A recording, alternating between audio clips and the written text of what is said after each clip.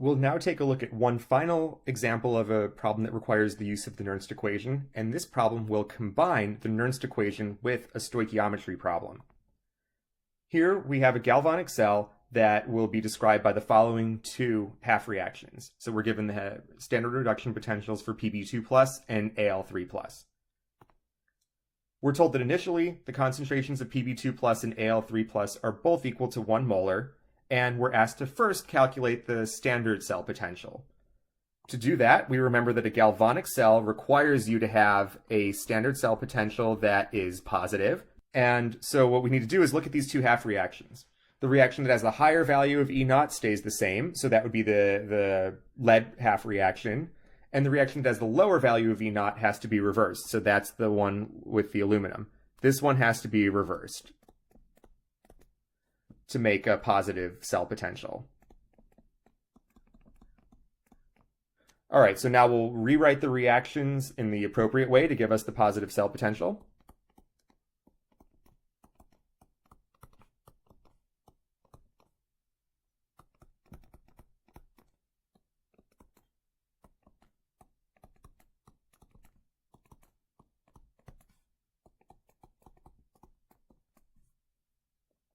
And there we have it.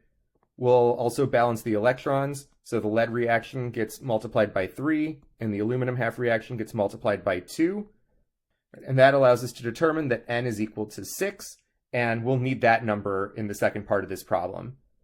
We can also add up the two half reactions to get the overall reaction of 3 Pb2 plus 2 Al goes to 3 Pb plus 2 Al3+. And we find that the standard cell potential comes out to 1.53 volts. All right, so we've answered the first part of this problem. Now let's go on to the second part of the problem. Now we're asked to calculate the cell potential at 298 Kelvin after this reaction has run for long enough to make the concentration of Pb2+ change by 0.7 molar. Now it's important to recognize, first of all, the problem isn't telling us how it changes. It doesn't tell us if it increases or if it decreases. And so we're going to have to look carefully at the reaction to figure that out. Additionally, it's important to recognize that because we have a balanced equation here that relates Pb2+ and Al3+, changing the concentration of Pb2+ also affects the concentration of Al3+, and we must take that into account before we can just start dumping numbers into the Nernst equation. We're going to have to do some stoichiometry in order to do that. So let's talk about how we'll accomplish that, and we'll go to the next slide for that. We'll start by just rewriting the reaction. All right, we can go about doing the stoichiometry for this problem in a number of different ways. One way that you can go about doing it is by, writing out all the conversion factors and everything. Or another way that you can do it that kind of organizes things is by setting up a before, during, and after reaction table.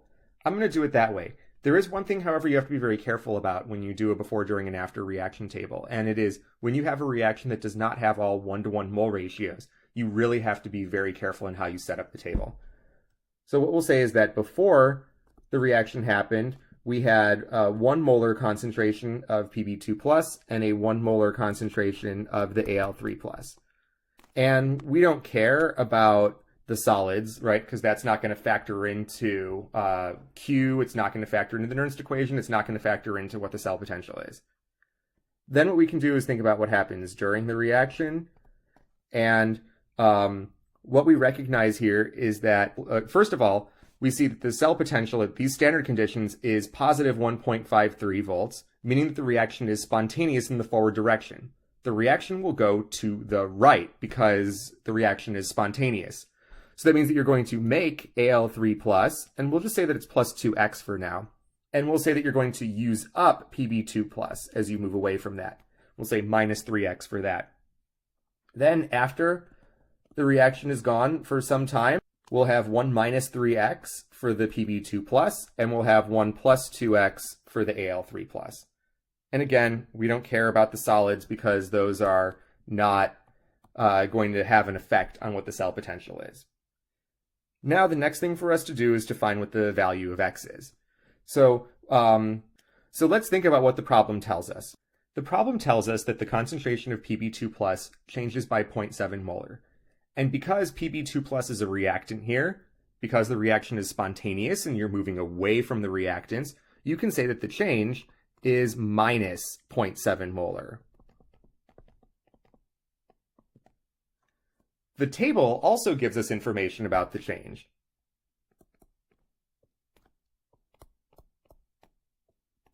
The table tells us that the change in Pb2+ is minus 3x.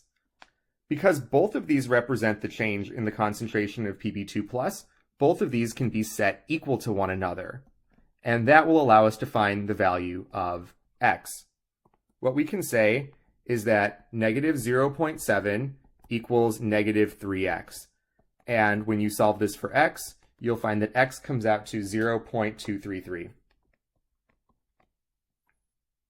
With that in mind, you can now calculate what the new concentrations of Pb2+ will be, and Al3+. For the Pb2+, 1 minus 3 times 0.233 is 0.3. For the Al3+, 1 plus 2 times 0.233 comes out to 1.467. Now we know what the new concentrations of the Pb2+ and Al3+ are after this reaction has proceeded for some time, and we can now find what the new cell potential will be by using the Nernst equation. There is one more point that I'm going to make here. In terms of my use of the before, during, and after table, the use of concentrations in there, right? I've said before that you want to be using moles in that when you're doing stoichiometry.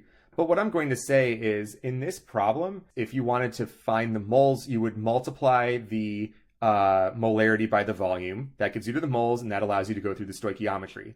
And then at the end of the problem, when we go to use the Nernst equation, we have to convert back into concentration. And so you'd have to divide the moles by the volume.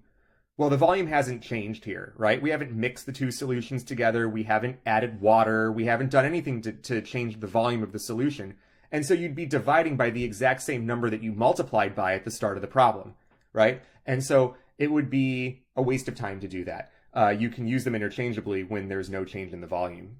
I wanted to just spend a moment kind of talking about that to just give some explanation as to why I would use molarity in a table like this, because I know there is usually someone who asks about that. Now, with all of that in mind, let's go ahead and plug everything into the Nernst equation and find what the new cell potential is. The new cell potential after this reaction is run will be equal to the original cell potential of 1.53 volts minus R, 8.314 joules per mole per Kelvin. T, we were told, was 298 Kelvin, over N. We found previously that N was equal to 6, so that's 6 moles of electrons per mole of reactions. And Faraday's constant, 96,485 coulombs per mole of electrons. Ln of Q, and our reaction quotient is going to be the concentration of Al3+ squared. That's going to be 1.467 squared over the concentration of our reactant, Pb2+, raised to the third power. That's 0.3 to the third power. Do not forget these exponents, right? So often we've done reactions where all the coefficients are 1, and so all the exponents are 1, and they don't matter. But here we have non-1 coefficients, and that will make a difference. So don't forget.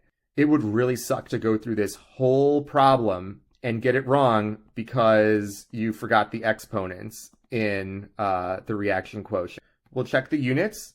The moles of electrons cancel, the moles of reactions cancel, the kelvins cancel.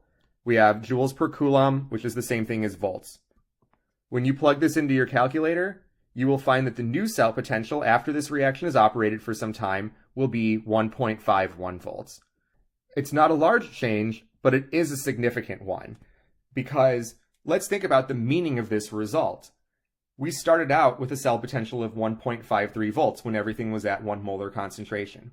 And I'll remind you that these galvanic cells can be thought of as batteries. As you're using a battery, as you're discharging the battery, this reaction occurs. Pb2+ and aluminum react to produce Al3+ and lead, right? So this reaction is spontaneously occurring as you're discharging the battery and using it. And as you discharge the battery and use it, the concentration of Pb2 plus goes down because that's being consumed. The concentration of Al3 plus goes up because it's being produced. And what we see here is that as you raise the concentration of Al3 plus and lower the concentration of Pb2 plus, this causes the cell potential to go down. And the cell potential will continue to go down more and more and more the longer you are discharging or using the battery. And eventually, you will reach a point at which this reaction reaches equilibrium. And when this reaction reaches equilibrium, the cell potential will go all the way to zero. The battery is dead. It does not output a voltage anymore. And then it's finished. You could maybe recharge the battery if you wanted to by plugging it into a wall and using an external current to force the reaction back. But once this reaction goes to equilibrium, this cell potential that you can calculate from the Nernst equation will go to zero. That's what equilibrium means. The battery is dead. The reaction has reached equilibrium. It's kind of nice to see how all these concepts tie in. And I think that this chapter in general is a really nice way to end Chem 1B because it allows you to see how the concepts that you've been learning throughout this quarter can all be connected to one another, right? This chapter involves combining things that deal with equilibrium along with things that deal with thermochemistry, thermodynamics, and spontaneity and Gibbs free energy. That brings us to the end of chapter 11, and that brings us to the end of Chem 1B. You could take a look at this slide and see the list of topics that we talked about here in chapter 11 and use that as a study guide. I hope that you found all of these videos to be really informative and to be really useful. So with that, thanks everyone.